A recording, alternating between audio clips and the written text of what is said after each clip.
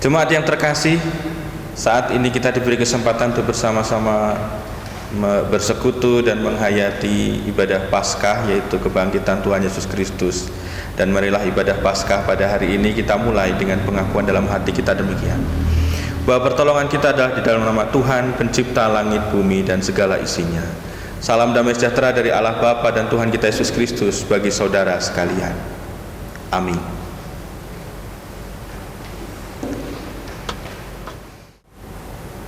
Saudara-saudara yang terkasih, dalam ibadah Paskah kali ini kita akan menyaksikan video tentang kebangkitan Tuhan Yesus Kristus, dan nanti setelah itu kita juga akan membaca Alkitab bersama-sama. Namun sebelumnya mari kita berdoa. Ya Tuhan, Sang Pemelihara hidup kami mengucap syukur Engkau memberi kami kesempatan untuk beribadah Paskah dalam kesederhanaan pada hari ini. Kami bersiap untuk merefleksikan kehidupan kami melalui video maupun bacaan yang akan kami renungkan bersama-sama. Berkatilah kami semua Tuhan. Dari awal hingga akhir ibadah ini, kami siap diperbaharui. Dalam nama Yesus, amin.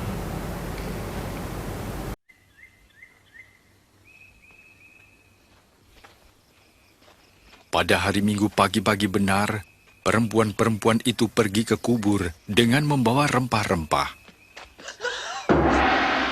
Mereka mendapati batu sudah terguling dari kubur itu, dan ketika masuk, mereka tidak menemukan mayat Tuhan Yesus.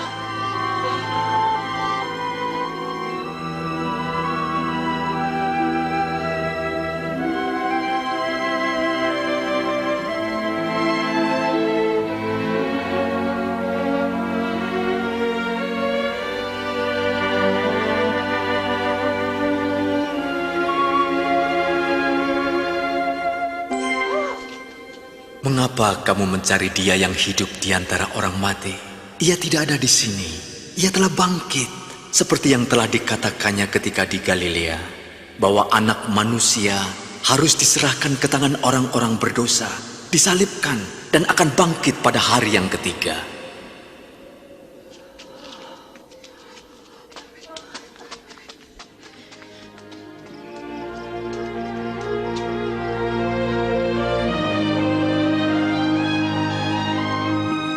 Dengarlah, batu itu telah terguling. Kami masuk, dan mayat Tuhan kita hilang. Apa? Mayat Yesus hilang? 2 orang malaikat berdiri dekat kami, bercahaya seperti matahari, dan berkata, "Mengapa kamu mencari yang hidup di antara yang mati? Ini benar." Percayalah. Kami telah melihatnya. Pergi dan lihatlah. Kubur itu telah kosong. Tuhan telah pergi. Petrus, kau harus percaya pada kami.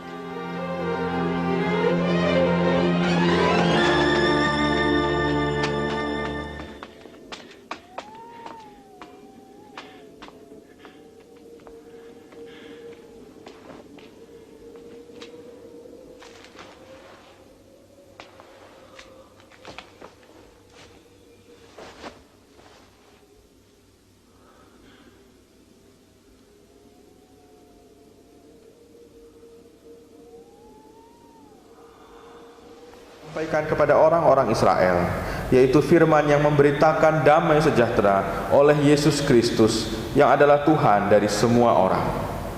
Kamu tahu tentang segala sesuatu yang terjadi di seluruh tanah Yudea, mulai dari Galilea sesudah baptisan yang diberitakan oleh Yohanes, yaitu tentang Yesus dari Nazaret, bagaimana Allah mengurapi Dia dengan Roh Kudus dan kuat kuasa. Dia yang berkeliling sambil berbuat baik dan menyembuhkan semua orang yang dikuasai iblis, sebab Allah menyertai Dia. Dan kami adalah saksi dari segala sesuatu yang diperbuatnya di tanah Yudea maupun di Yerusalem.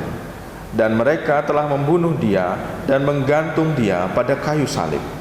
Yesus itu telah dibangkitkan Allah pada hari yang ketiga, dan Allah berkenan bahwa Ia menampakkan diri bukan kepada seluruh bangsa, tetapi kepada saksi-saksi yang sebelumnya telah ditunjuk oleh Allah, yaitu kepada kami yang telah makan dan minum bersama-sama dengan Dia setelah Ia bangkit dari antara orang mati.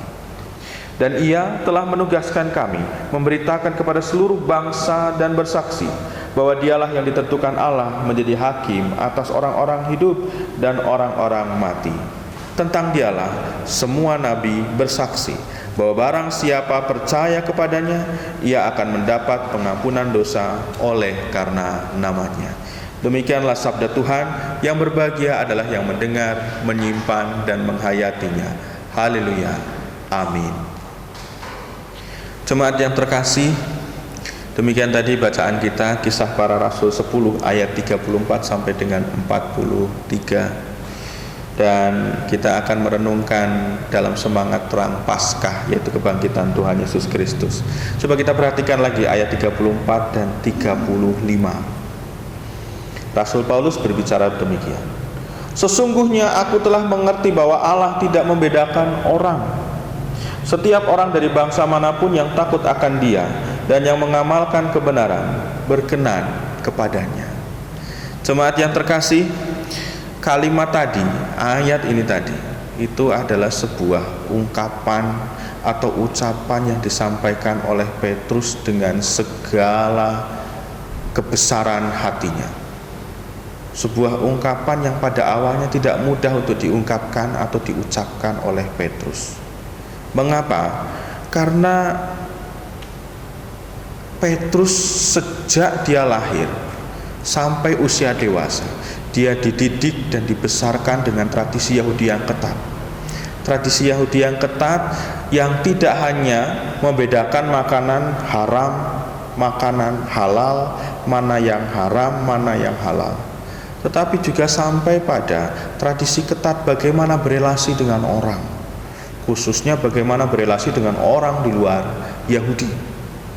Kalau orang Yahudi berelasi dengan orang di luar Yahudi, kalau bisa jangan terlalu sering, atau menahan diri, atau syukur tidak usah. Ada anggapan-anggapan atau ada penghayatan-penghayatan yang menganggap bahwa orang di luar Yahudi itu tidak selamat, orang di luar Yahudi bukan bangsa Allah, sehingga itu mempengaruhi cara mereka berelasi. Nah, yang demikian ini yang kemudian menjadi konteks di mana Petrus hidup. Sehingga ketika Petrus kemudian mengucapkan kalimat ini tadi, ini sebuah perubahan besar yang terjadi dalam diri Petrus.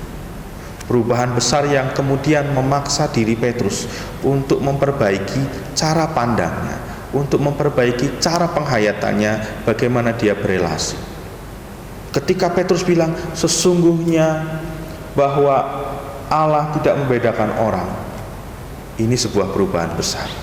Apalagi ini ditunjukkan dengan sikap Petrus yang kemudian dikaitkan dengan bacaan kita, ditunjukkan dengan sikap Petrus yang kemudian mau untuk menemui Kornelius yang adalah seorang Romawi, tentara Romawi lagi, dan mau untuk membaptisnya setelah sebelumnya mendapatkan penglihatan-penglihatan tentang makanan-makanan yang menurut orang Yahudi haram, malah menurut suara yang dihayati oleh itu suara Allah, itu diminta untuk makan. Sampai 3 kali dia mendapatkan penglihatan demikian. Ini sebuah perubahan yang membuat penglihatan yang membuat Petrus mengalami perubahan cara berpikir dan perubahan cara menghayati dan serta berelasi. Oleh karena itu Bapak Ibu dan Saudara, melalui kesaksian bacaan kita ini Allah membuat Petrus memiliki kesadaran bagaimana ia menjadi manusia seutuhnya. Kalau sebelumnya mungkin bisa dihayati Petrus atau orang Yahudi pada umumnya belum menjadi manusia seutuhnya karena masih membeda-bedakan orang dari statusnya dan sebagainya. Nah, dari bacaan kita Bapak Ibu dan Saudara, ada pesan penting yang bisa kita hayati khususnya dalam semangat Paskah ini.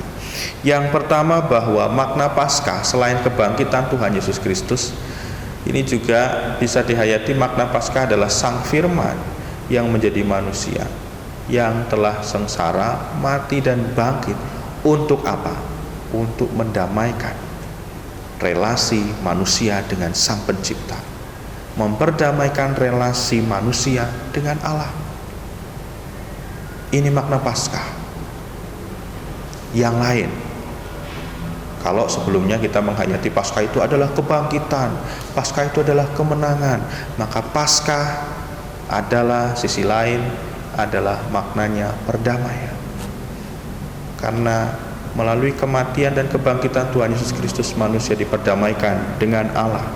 Ini yang pertama, makna Paskah. Makna Paskah yang kedua kemudian melalui bacaan kita adalah bagaimana kita merefleksikan pengalaman Petrus ini, yaitu ketika Petrus menyampaikan bahwa ada penghayatan Allah tidak membeda-bedakan orang.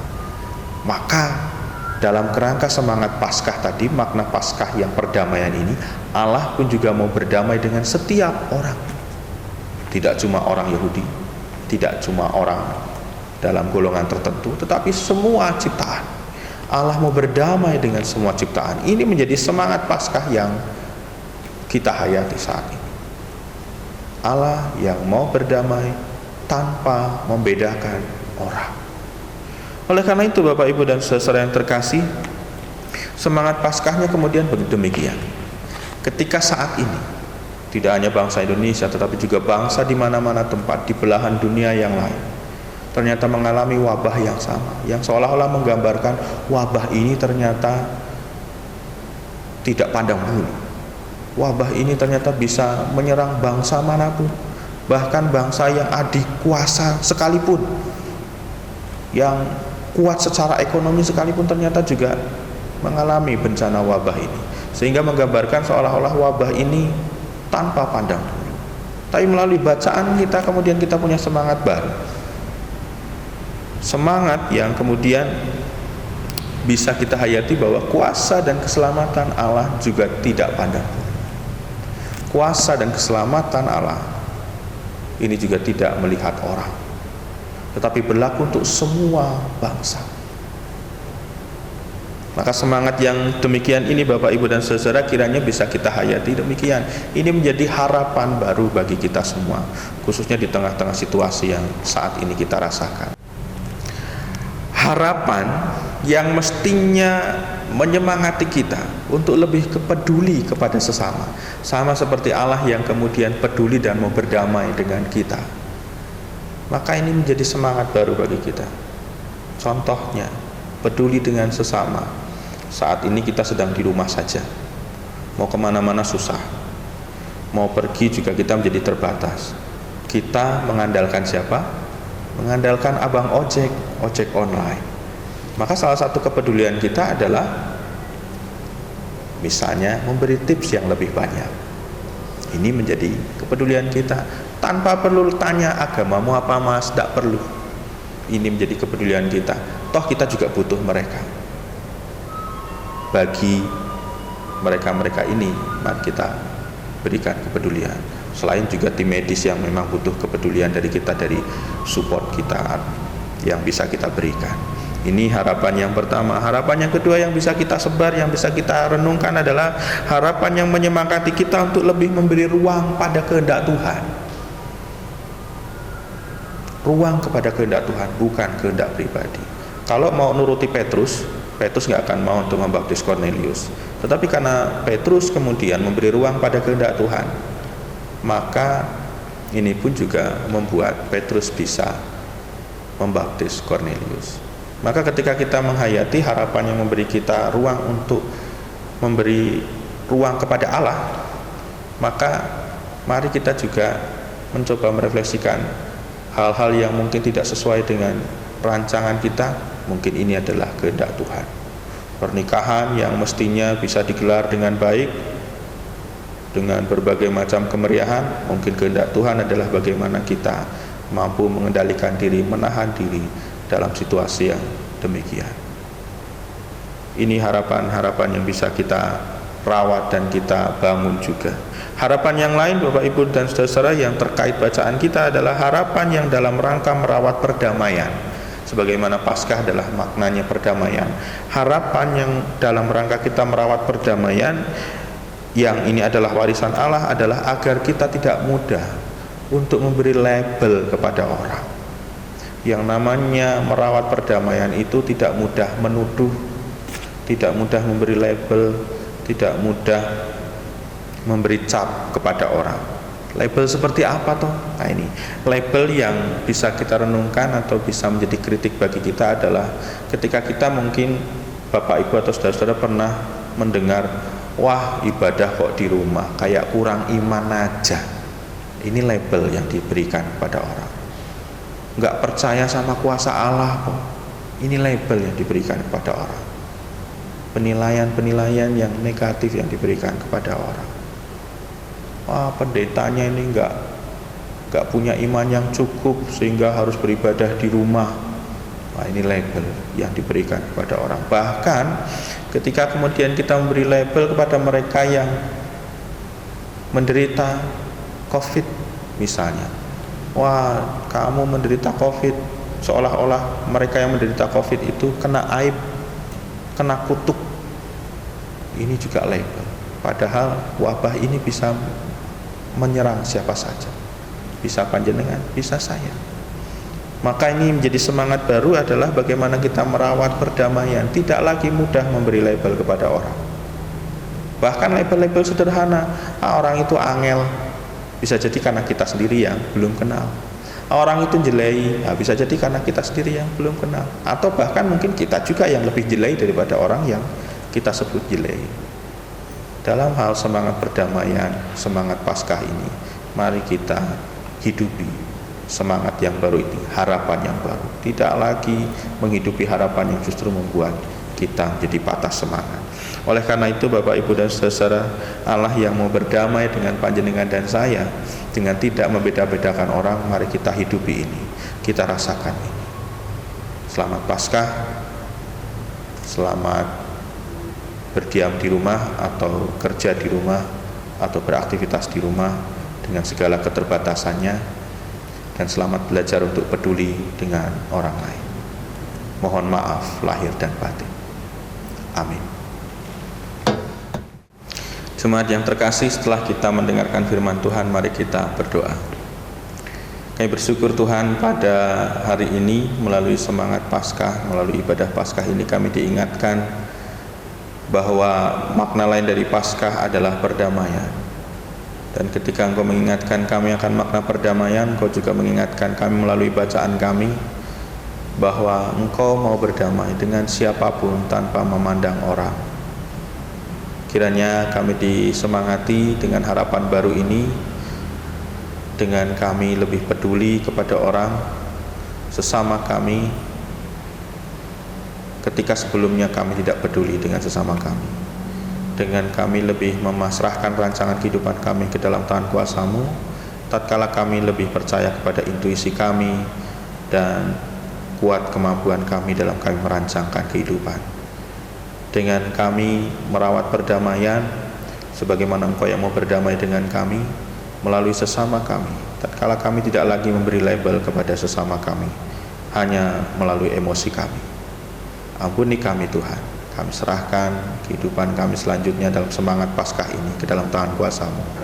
Dalam Yesus, amin.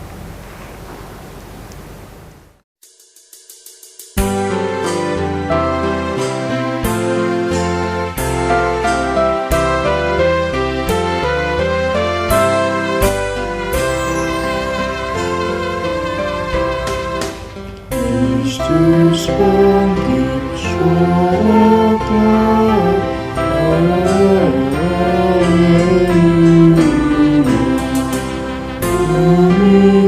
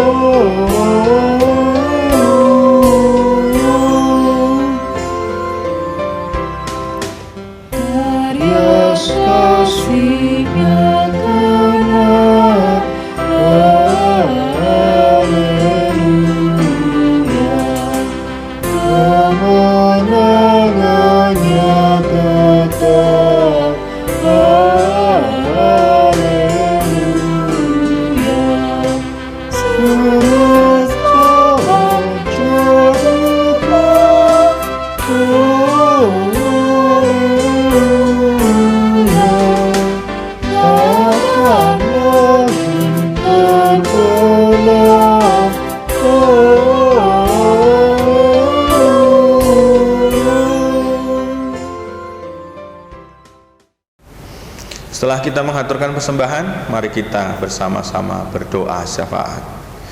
Kami bersyukur Tuhan, dalam ibadah Paskah ini Engkau beri kesempatan untuk bersama-sama dengan keluarga merayakannya, menghayatinya. Mampukan kami Tuhan untuk bisa menggenapi apa yang difirmankan melalui bacaan kami dalam kehidupan kami sehari-hari. Dan saat ini Tuhan, kami berkerinduan untuk mengaturkan doa syafaat kami. Kami berdoa untuk gerejamu di mana-mana tempat, khususnya GKJ Ngalian, dalam semangat untuk mendukung program pemerintah ketika kami harus beribadah di rumah. Biarlah kami juga saat ini bisa menghayati bagaimana kami beribadah di rumah ini, sekalipun dalam penuh keterbatasan, tapi kami bisa menghayati bagaimana kami kembali merawat relasi dalam keluarga.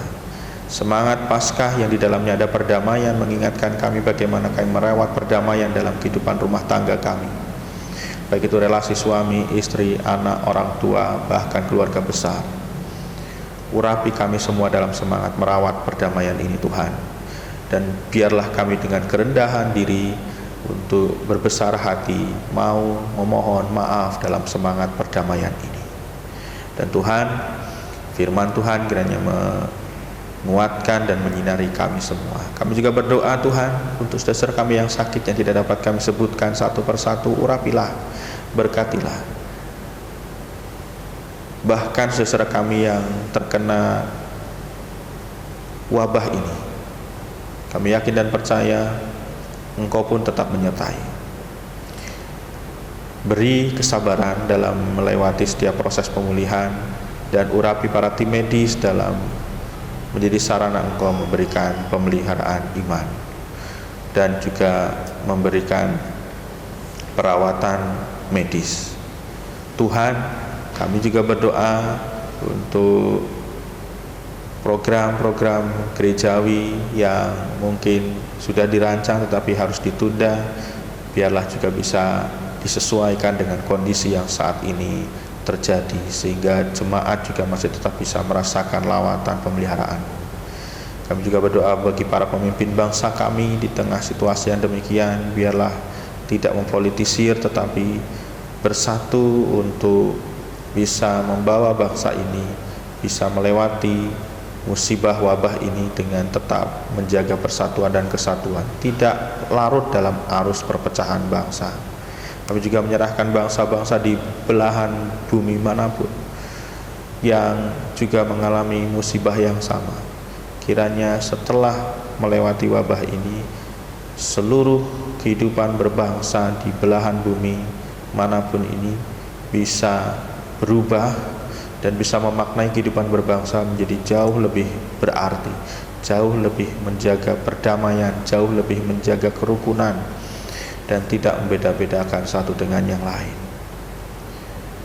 Dan jika pada saat ini kami mengaturkan persembahan sedikit dari berkat-Mu yang melimpah dalam perjalanan kehidupan kami, urapilah Tuhan, sehingga persembahan ini menjadi berkat dalam pelayanan maupun bagi sesama kami. Doa yang jadi sempurna kami panjatkan di dalam nama Tuhan Yesus Kristus yang mengajar kami doa Bapa kami. Bapa kami yang di surga, dikuduskanlah nama-Mu, datanglah kerajaan-Mu, jadilah kehendak-Mu di bumi seperti di surga. Berikanlah kami pada hari ini makanan kami yang secukupnya, dan ampunilah kami akan kesalahan kami, seperti kami juga mengampuni orang yang bersalah kepada kami. Dan janganlah bawa kami ke dalam pencobaan, tapi lepaskanlah kami daripada yang jahat. Karena Engkau-lah yang punya kerajaan dan kuasa dan kemuliaan sampai selama-lamanya. Amin. Jemaat yang terkasih, mari kita akhiri ibadah Paskah kita dengan berkat Tuhan, dan marilah kita terima berkat Tuhan. Kasih karunia, damai sejahtera serta persekutuan kekal menyertai saudara dari sekarang sampai selama-lamanya, di dalam nama Bapa, Putra, dan Roh Kudus. Amin. Kita akhiri ibadah Paskah pada hari ini dengan menyanyikan pelengkap Kidung Jemaat 182, Ku Utus Kau, bait 1, 2, dan yang keempat. Ku utus Kau.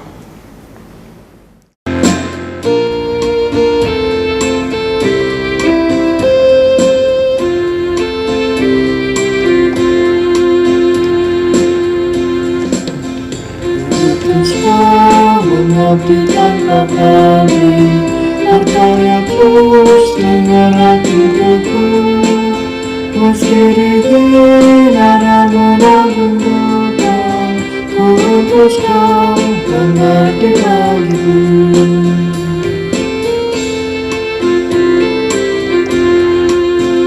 Putuskan membalik yang terluka, menolong jiwa